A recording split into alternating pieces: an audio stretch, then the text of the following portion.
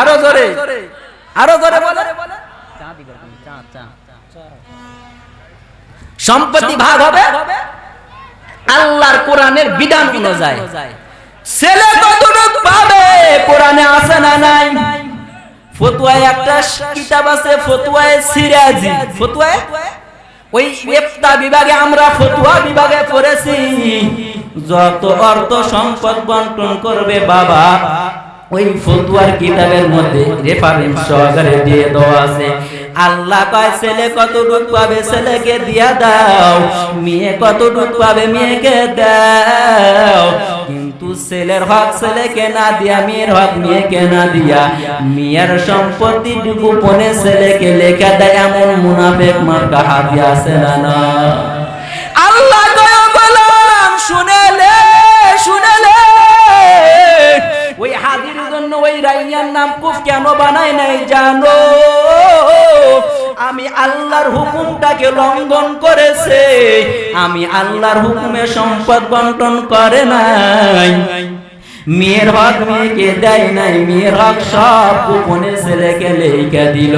ওই মুনাফিক মার্কা হাদির জন্য আমি আল্লাহ রাইয়ার নামক ঝর্ণা বানাই না। এরে শারিয়াকান্দির মুসলমান, আপনাদের কাছে আমার প্রশ্ন, ওই রাইয়ান নামক ঝর্ণা যদি আল্লাহ শেখ হাসিনার জন্য না বানায়, খালেদার জন্য না বানায়, আমাদের দেশের এসপি আর ডিসি আর মন্ত্রী মিনিস্টারের জন্য যদি না বানায়, হাজির জন্য যদি না বানায়, আমাদের দিল ধারণা ওই আল্লাহ পাক রাইয়ান নামক ঝর্ণা বুঝি মাওলানা মুফতির জন্য বানাইছে। আল্লাহ না না, মাওলানার জন্য বানাই নাই, মুফতির জন্য বানাই নাই, মুহাদ্দিসের জন্য বানাই নাই। আল্লাহ আপনি কাদের জন্য বানাইছে? আল্লাহ কা শুধুমাত্র কেবলমাত্র ওই রাইয়ান নামক কুফটা আমি আল্লাহ রিজার্ভ করে রাখলাম কালামুল্লাহ হাফেজদের জন্য। কাদের জন্য? কথা কয় না, বোবা হয়েছেন না আপনারা? কাদের জন্য রিজার্ভ করেছে? আবার কথা কয় মরো বিস্পদারে। আপনারা কথার স্পিরিট দিবেন, আমার কথার স্পিরিট বাড়বে, আমি সেই বক্তা। আপনারা যত স্পিরিট দিবেন আমার স্পিরিট তত ঊর্ধ্বগতি হবে, আর আপনারা স্পিরিট দিবেন না আমার আস্তে আস্তে ডাউন হবে। কথা বুঝলেন? বাংলা ভাষা বুঝলেন? আল্লাহ পাক রাইয়ান নামক কুফ কাদের জন্য বানাইছেন? আরো ধরে বলেন। ওই কোরআনের হাফেজ তৈরি হয় কোথায়? কলেজের বারান্দায়। কোথায়? ওই কোরআনের হাফেজ তৈরি হয় মাদ্রাসায়। আর ওই মাদ্রাসার প্রতি এক শ্রেণীর লোক বাঁকা নজরে দেখে কি দেখে না? আরো ধরে বলো, ভয় নাই বলো। আল্লাহর কসম, আল্লাহর কসম, ইমামে আবু হানিফা রাহমাতুল্লাহি আলাইহি ফতোয়ার কিতাবের মধ্যে বলেছেন, ইমামে আবু হানিফা রাহমাতুল্লাহি আলাইহি বলেছেন, আল্লাহ দিমাগ দিয়েছে, বিবেক দিয়েছে, বুদ্ধি দিয়েছে, এই দিমাগের হিসাব আল্লাহর আদালতে দিতে হবে। এরা নবীর উম্মত, বুঝে নাও, বুঝে নাও। ওই নাটোর চলনবিল থেকে আপনাদের এই বগুড়াতে চিল্লাবার জন্য আসি নাই রে যুবক। সারা বাংলাদেশের মানুষ এমন কোন মানুষ নাই জুনায়েদ আহমেদ পলকের নাম শুনে নাই। করোনার মধ্যেও এরকম জুনায়েদ আহমেদ পলকের হুকুমে সারা বাংলাদেশে মাহফিল বন্ধ হয়েছে। বাবা সিংড়া থানা একটা মাহফিল বন্ধ রেকর্ড না, একটাও না। এরা নবীর উম্মত, চিন্তা করে নাও এই সম্মানের চেয়ার কে দিয়েছে? আরো জোরে বলেন। ক্ষমতার পার্লামেন্টের সময় কে দিয়েছেন? ওই চেয়ারটাও কে দিয়েছেন? ওই আল্লাহর কোরআনের হুকুমের বিপক্ষে রায় দিবি না রে যুবক। ওই আল্লাহ কিন্তু এখনো জীবিত, আল্লাহ কিন্তু মরে নাই। তোমরা আর মনে করছো ইহুদিদের মতন আল্লাহ বুঝি মরে গেছে? না রে বাবা, না।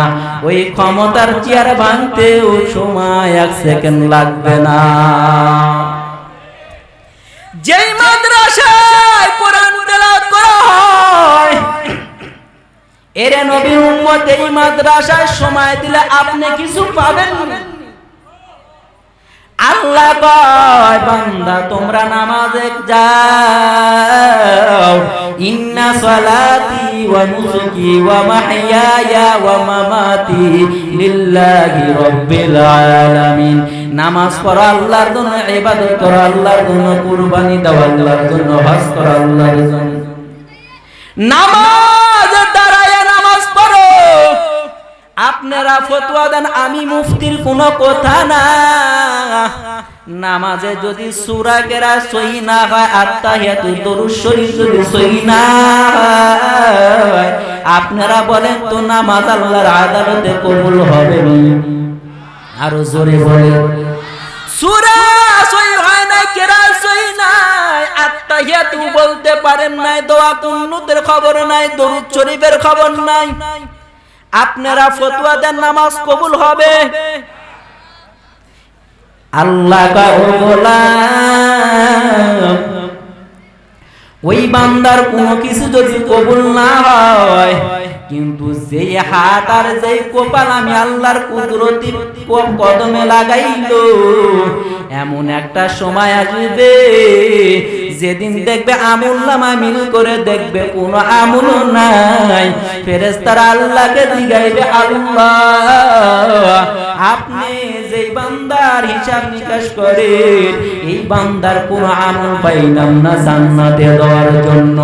আল্লাহ বলো ফেরেশতারা দল, এই বান্দা তো প্রতিদিন মুয়াজ্জিন যখন আযান দেয়, এই বান্দা তো প্রতিদিন 5 বেলা নামাজ আদায় করেছে। ফেরেশতারা বলবে, আল্লাহ গো এই বান্দার কোনো নামাজ আপনার আদালতে কবুল হয় নাই। আল্লাহ বলবে, ও ফেরেশতারা দল, ওই বান্দার নামাজ কবুল হয় না আমি আল্লাহ জানি। আমি এই বান্দা তো আমারই বান্দা, ইনি তো রাহমাতাল লিল আলামিন নবীর উম্মত। যে হাত আমি আল্লাহর কদমে লাগাইলো, যে কপাল আমি আল্লাহর কদমে লাগাইলো, এই হাত আর কপাল লাগানোর বরকতে ওই বান্দাকে আমি আল্লাহ তোমাদের সাক্ষী রাখিয়া ওই বান্দাকে আমি জান্নাতের মেহমান বানায় দিলাম। আল্লাহ বলে দাও ফেরেশতা শুনো, বান্দার কোনো কিছু কবুল হয় নাই রে, নামাজ কবুল হয় নাই আমি আল্লাহ জানি, কিন্তু ওই বান্দা সিজদা দিল, কপাল লাগাইলো, রাহমাতাল লিল আলামিন নবীর উম্মত হওয়ার কারণে এই সিজদা আর হাত লাগানোর বরকতে আমি আল্লাহকে maaf করে জান্নাতে দিলাম। এর নবীর উম্মতের দল, আপনি যদি এই কোরআনের মাদ্রাসায় সময় দিতে পারেন, আপনি যদি এখানে টাকা দিতে পারেন, পয়সা দিতে পারেন, শ্রম দিতে পারেন, এখানে যদি একটা কোরআনের হাফেজ তৈরি হয়, আল্লাহ ডাক বলবে, দেখ দেখ এই মাদ্রাসার হাফেজ কোথায় যারা টাকা দিয়েছিল ওই টাকায় লেখাপড়া করেছে, এই মাদ্রাসা যারা টাকা দিল, যাদের টাকা কোরআন পড়া শিখলো, তোমরা কোরআন পড়ে পড়ে একা একা জান্নাতে যাইতে পারবা না। ওই মাদ্রাসা যারা সময় দিল, টাকা দিল, পয়সা দিল, যাদের চোমের কারণে তুমি কোরআন পড়তে পারছো, ওই মালিকগুলাকে ধরে ধরে জান্নাতের মধ্যে ঢুকাইয়া দাও।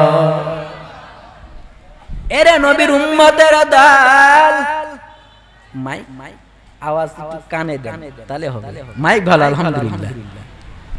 এরে নবীর উম্মতের দল, আপনারা বুঝে থাকলে বলেন এই মাদ্রাসার দাম আল্লাহর আদালতে আছে না নাই? আরো ধরে এই মাদ্রাসায় হাফেজ তৈরি হয়, আলেম তৈরি হয়, আছে না নাই? একজন হাফেজ বাবা 10 জন আলেমকে, 10 জন গুনাহগার টাটকা জাহান্নামীকে জান্নাতে নিবে, এই কথা আপনারা কোনোদিন শুনছেন? আরো জোরে বলেন। একজন পাক্কা 10 জন জাহান্নামীকে জাহান্নামের খাতা থেকে নাম কেটে একজন আলেম জান্নাতে নিয়ে যাবে। প্রশ্ন করতে পারেন হুজুর, একজন আলেম যদি 10 জনকে জান্নাতে নেয়, একজন হাফেজ যদি 10 জনকে জান্নাতে নেয়, একজন আলেম কতজন মানুষকে জান্নাতে নিতে পারে? প্রশ্ন জাগে কি জাগে? আরো জোরে বলেন। একটা উদাহরণ দেই, একটা উদাহরণ দিলে বুঝবে। আমার নবী, আপনার নবী, মায়ার নবী খেজুরের পাতার বিছানা ঘুমায়, খেজুরের পাতার বিছানা ঘুমায়। যেই ঘরে ঘুমায় ওই ঘরের ছাউনিটা খেজুরের পাতার। আল্লাহু আকবার বলেন। রহমাতাল লিল আলামিন ঘুমায় খেজুরের পাতার বিছানায়। যেই ঘরে ঘুমায় ওই ঘরের ছাউনি হলো খেজুরের পাতার ছাউনি। এর নবীর উম্মতের দল, আমার নবী যদি খেজুরের পাতার বিছানা ঘুমাইতে পারে, আমার আপনার মায়ার নবী যদি খেজুরের ঘরের ছাউনিতে ঘুমাইতে পারে, আমি আর আপনি কেমন দামি হইলাম যে আমাদেরকে বাবা এসি রুমা টাইসলা রুম সারা ঘুম ধরে না, আছে না না? এর নবীর উম্মতের দল, আমার নবী, মায়ার নবী আমার, ওই খেজুরের পাতার ছাউনির বিছানায় খেজুরের পাতার ঘরে আমার নবী ঘুমায়। আমার নবী ওই খেজুরের পাতার ছাউনিতে আকাশের দিকে তাকাইলে অগণিত তারকা দেখা যায়। আমার নবী আম্মা জান আয়েশাকে জিজ্ঞাসা করলেন, ওরে আয়েশা, ওই যে খেজুরের পাতার ছাউনি দ্বারা, ফুটা দ্বারা, ছিদ্র দ্বারা আকাশের দিকে তাকালে অগণিত তারকা দেখা যায়। এরে আয়েশা, তুমি কি বলতে পারবা এই পরিমাণ তারকার আমার সব আমার কোন সাহাবী? তোমরা কি বলতে পারবা? এই বক্সটা আমার কানের দিকে দেন। বলতে পারবা? আম্মা জান আয়েশা মনে মনে চিন্তা করলে এই পরিমাণের নেক কোন সাহাবীর হবে? কারণ আমার বাবা আবু বকর তো 1 নাম্বার। সুবহানাল্লাহ। মরো বিপদ রে বাপ। খারাপ লাগতেছে? খারাপ লাগলে বলেন ছেড়ে দিই। আর যদি শুনতে চান তো হ্যাঁ না ধরেন। আম্মা জান আয়েশা বললেন, আমার বাবা আবু বকর তো সব সাহাবীদের মধ্যে 1 নাম্বার। কারণ হযরত উমরের নাম শুনছেন? কথা বলে না। হযরত উমর আধ্যাত্মিক জগতের প্রেসিডেন্ট। হযরত উমর যখন মদিনার সিংহাসনে দাঁড়ায়, মদিনার মানুষদেরকে 4টে ওয়াজ করছিলেন। হে মদিনার লোক সকল, কে ইহুদি, কে নাস্তিক, কে বৌদ্ধ, কে খ্রিস্টান, আমি উমরের দেখার টাইম নাই। তবে মদিনার মধ্যে থাকতে হলে 4টে কাজ করতে পারবে না। কয়টা কাজ? 1 নাম্বার কাজ হলো মদিনার মধ্যে থাকতে হলে কেউ কখনো জিনা করতে পারবে না। 2 নাম্বার, মদিনার মধ্যে থাকতে হলে কেউ কখনো সুদ ঘুষ খাইতে পারবে না। 4 নাম্বার, মদিনার মধ্যে থাকতে হলে কেউ কখনো মদ পান করতে পারবে না। 3 নাম্বার, মদিনার মধ্যে থাকতে হলে কেউ কখনো মদ পান করতে পারবে না। 4 নাম্বার, মদিনার মধ্যে থাকতে হলে কেউ কখনো মিথ্যা কথা বলতে পারবে না। এই 4টার কোনোটাই আপনারা নাই। আছেন? আছেন? আমাদের দেশে জিনাকার নাই। আছে? আছে? সুদ ঘুষ খানেওয়ালা, কথা বলেন নাই? আছে? এটাও আছে। মিথ্যা কথা বলনেওয়ালা, এটাও আছে। মদ পান করনেওয়ালা, ইয়াবা খানেওয়ালা, এটাও আছে। যদি এই 4 বিষয় ওয়াজ করি তাহলে এই 4 শ্রেণীর লোক কবে হ্যাঁ হ্যাঁ দেখছি ওই নাটোর চলন বিল থেকে মুফতি ইসরাফিল বিন হাবিব আসছিল, তাহলে ওরা আমাদের পক্ষে যাবে না বিপক্ষে যাবে? উমর বলছিলেন এই 4টা কাজ যদি কেউ করো, আল্লাহি তাল্লাহি বিল্লাহি, আমি উমরের কানে যদি এই নিউজ আসে, মদিনার কাঠগড়া দাঁড় করে তোমাদের ফাঁসি দিব। মদিনার কাঠগড়া দাঁড় করা ফাঁসি দেব। সেই উমরের মতন মানের সাহাবী আবু বকরকে প্রশ্ন করেছিলেন, আবু বকর ভাই, আপনার সারা জিন্দেগীর ইবাদত না, আপনার 1 রাতের ইবাদত আমি উমরকে দিয়া দেন, আর আমি উমরের সারা জিন্দেগীর ইবাদত আপনি নিয়ে নেন। সুবহানাল্লাহ। কোন রাতের ইবাদত? যে 1 রাতের ইবাদত আবু বকর আপনার 1 রাতের ইবাদত দেন, আর আমি উমরের সারা জিন্দেগীর ইবাদত নিয়ে নেন। কেমন মানের সাহাবী, কোন রাতের ইবাদত শুনবেন নি? এই সাহাবীও আম্মা জান আয়েশা মনে মনে ভাবেন আমার বাবা তো এক নাম্বার। আয়েশা তুমি বলো এই পরিমাণ তারকা, এই পরিমাণ নেক কোন সাহাবীর হতে পারে? আমার নবী মায়ার নবী ডাকদা বললেন আয়েশা এই পরিমাণের সওয়াব হলো আমার হযরতে উমরের। আল্লাহু আকবার বলি। আমার নবী মায়ার নবী হাদিসের মধ্যে বর্ণনা করে রে যুবক, আমার নবী মা আম্মাদান আয়েশার চেহারার দিকে তাকায় রইলেন, তাকায় দেখে আম্মাদান আয়েশার চেহারা মুখটা যেন ছোট হয়ে গেল। আমার নবী ডেকে বলেন আয়েশা আমি বুঝতে পেরেছি হয়তো তুমি তোমার বাবার ধারণা করেছিলা। আয়েশা তুমি শুনে নাও আমি রাহমাতাল লিল আলামিন সাইয়্যিদুল মুরসালিন খাতামান নাবিয়্যিন ফখরুদ আলম, আমি নবীর চোখে এখনো বিদ্যমান রে আয়েশা। আমার সাহাবী হযরত উমরের কি পরিমাণের নেক এটা আমি নবী এখনো উদাহরণ দিতে পারি। তবে আয়েশা শুনে রাখো রে, তোমার বাবা আবু বকরের কি পরিমাণের নেক এটা আমি নবী এখন পর্যন্ত বলতে পারি না। আয়েশা এই যে তারকা দেখো, আমি এখনো উদাহরণ দিতে পারি এই পরিমাণে নেক আমার সাহাবী হযরতে উমরের, কিন্তু তোমার বাবা আবু বকরের কি পরিমাণে নেক আল্লাহ দান করেছে আমি নবীও এখনো উদাহরণ দিতে পারি। আল্লাহু আকবার বলেন না কেন? এখনো পারি না। কোরআন হাদিসের মধ্যে উপমা আছে, শরিয়াকান্দির মুসলমান শুনে রাখো, একজন হাফেজ 10 জন পাক্কা জাহান্নামীকে জান্নাতে নিবে, আর সীমার কাছে উমরের মতন আবু বকরের মতন কত নেক কোনো সীমা রেখা নাই। একদম মাওলানা মুফতি তাফসীর পড়নেওয়ালা আলেম কতজন জাহান্নামীকে জাহান্নামের কাঁটা থেকে নাম কেটে জান্নাতে নিবে, আবু বকরের মতন সীমা রেখা কোরআনে বলা হয় না। একজন আলেম 10 জনকে জান্নাতে নিবে আর সীমা রেখা আছে, কিন্তু একজন মাওলানা মুফতি মুহাদ্দিস কতজন জাহান্নামীকে জান্নাতে নিবে আর সীমা রেখা নাই। এরকম মাদ্রাসায় পড়ে যদি আলেম হইতে পারে আল্লাহর কসম কোরআন মাথায় বলতে পারবো, ওই আলেমের সাথে যদি সম্পর্ক রাখতে পারেন, কোরআনের মাদ্রাসার সাথে যদি সম্পর্ক গড়াইতে পারেন, এই কোরআন মাথায় বলতে পারবো আল্লাহর কোরআন যদি সত্য হয় এই কোরআন একদিন আপনাকে আমাকে জান্নাতে নেওয়ার জিম্মা হয়ে যাবে। আল্লাহ না করুক শরিয়াকান্দির মুসলমান নিজের স্বার্থ হাসিলের জন্য যদি কোরআনের আলোচনা বন্ধ হয়, নিজের স্বার্থ হাসিলের জন্য যদি মাদ্রাসার ক্ষতি হয়, নিজের স্বার্থ হাসিলের জন্য যদি মসজিদের ক্ষতি হয়, নিজের স্বার্থ হাসিলের জন্য যদি কোরআনের ক্ষতি হয়, নিজের স্বার্থ হাসিলের জন্য যদি ইসলামের ক্ষতি হয়, লেখে লাখ দুনিয়ায় বিচার না হলে আল্লাহর আদালতে বিচার না হওয়া পর্যন্ত জান্নাতে ঢুকতে পারবে না।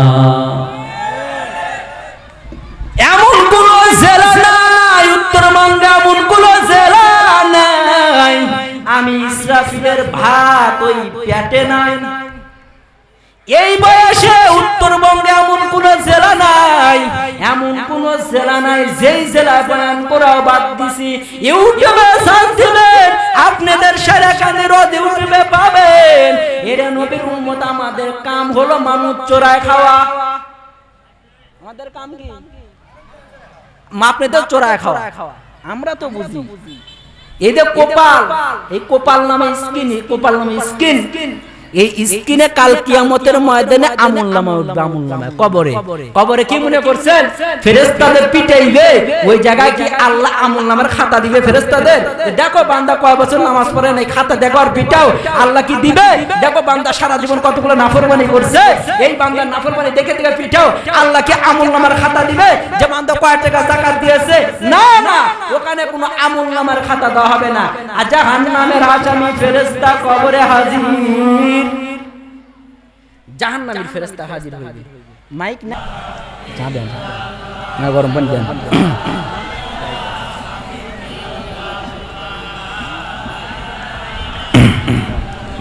লা ইলাহা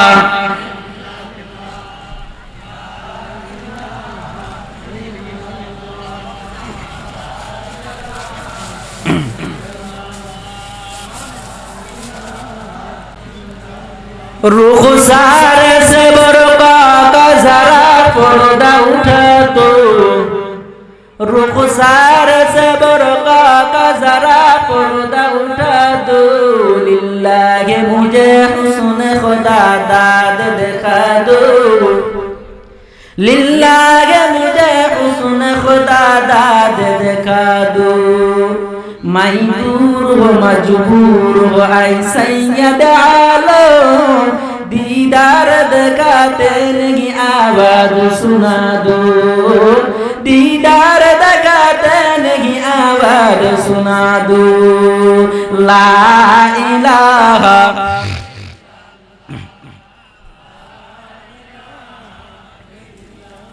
ला इलाहा इल्लल्लाह মুহাম্মাদুর রাসূলুল্লাহ। খারাপ লাগে? আল্লাহ কিন্তু কবরে আমুলনামার খাতা দিবে না। ফেরেশতারা যে পিটাইবে, আল্লাহ যদি আমুলনামার খাতা হয়, একটা 10 বছরে এক দোকানে যা দেখবেন খাতার পাহাড় হয়ে গেছে, বাকির খাতা। যদি আমুলনামা দেয় তাহলে কবর আর 3.5 হাত হইতো না, কবর আসমান আর জমিনের মতন হওয়া লাগতো। কারণ কি পরিমাণের গুনাহ আমি আর আপনি করছি। জাহান্নামের ফেরেশতারা পিটাইবে পিটাইবে, কপাল নামক স্ক্রিনে লেখা উঠবে, দেখ বান্দা কয় ওয়াক্ত নামাজ কাজা দিয়েছে, পিটা আর পিটা।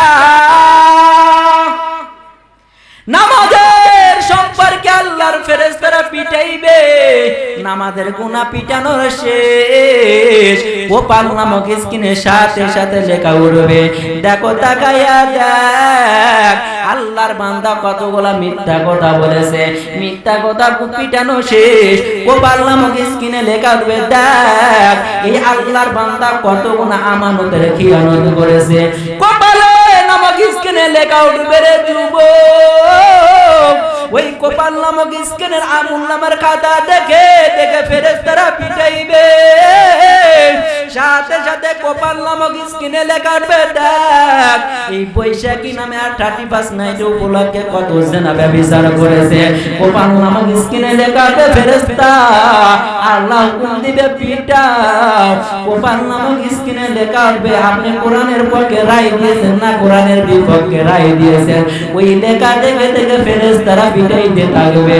এর নবী উম্মতের দল, এই দুনিয়া কিছু না রে যুবক, ওই কবরের আযাব থেকে যদি বাঁচতে চাও, মা বাবার খেদমত করে যাও, মা বাবার খেদমত করে যাও।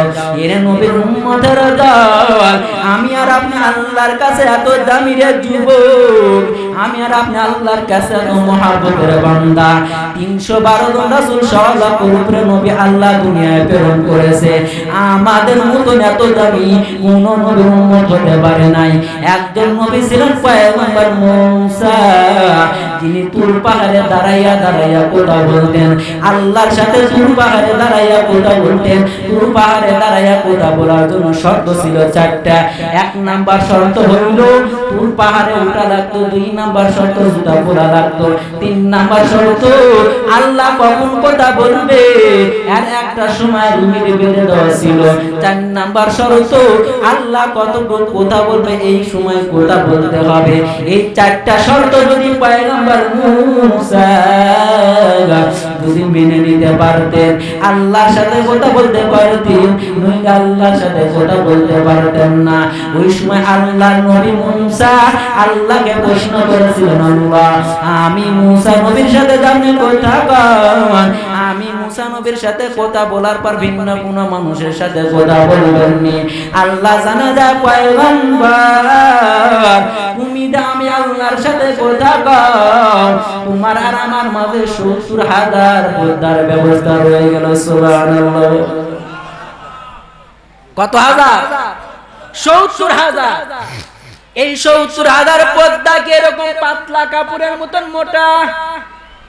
না রে বান্দা না, এই ৭০,০০০ পর্দা একটি করে পর্দা ১,০০০ বছর রাস্তার সমান। আল্লাহু আকবার বলে। একটি করে পর্দা ১,০০০ বছর রাস্তার সমান। এরকম কত হাজার পর্দা? আরো জোরে। ৭০,০০০।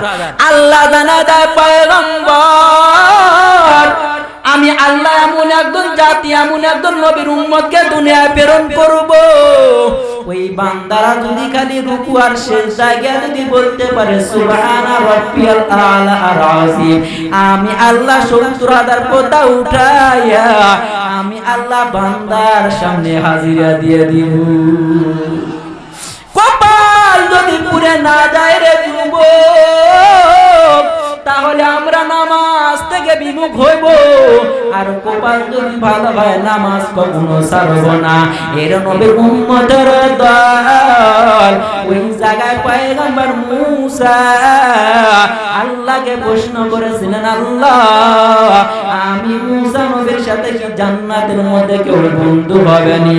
আল্লাহ জানা দেয় পয়গম্বর তোমার সাথে জান্নাতের মাঝে যে বন্ধু হবে এ দুনিয়ার কোনো মুফতি না, কোনো মুহাদ্দিস না, সমাজের একজন গোশত বিক্রেতা কোষায়। আল্লাহু আকবার।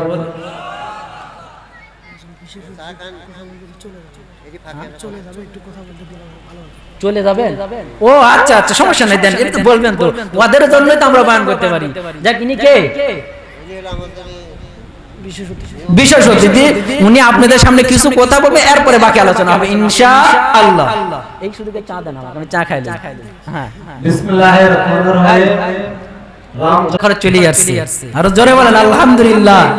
আল্লাহ পাকের দানকে কবুল করে রাখেন, আল্লাহুম্মা আমিন। আসেন, যে কথাই বলতেছিলাম, পয়গম্বর মুসা আলাইহিস সালাম আল্লাহর সাথে কথা বলতেন কোথায়? তুর পাহাড়ে। তুর পাহাড়ে দাঁড়াইয়া যখন কথা বলতেন, তো ওই সময় পয়গম্বর মুসা আল্লাহকে প্রশ্ন করেছেন, আল্লাহ আমি মুসা নবীর সাথে কি জান্নাতের মাঝে কেউ বন্ধু হবে? আল্লাহ উত্তর দিয়েছিলেন, মুসা তোমার সাথে জান্নাতের মাঝে যে ব্যক্তি বন্ধু হবে উনি সমাজের একজন গোশত বিক্রেতা কসাই। আল্লাহু আকবার। মুসা নবীর আশা আর আকাঙ্ক্ষা বেড়ে গেলে, আমি পয়গম্বর মুসা আমার সাথে যদি কেউ জান্নাতে বন্ধু হতে চায়, দুনিয়ার কোন মাদ্রাসার শাইখুল হাদিস মুহাদ্দিস হওয়া লাগবে, আর না হয় কোন হাদিস হতে হবে।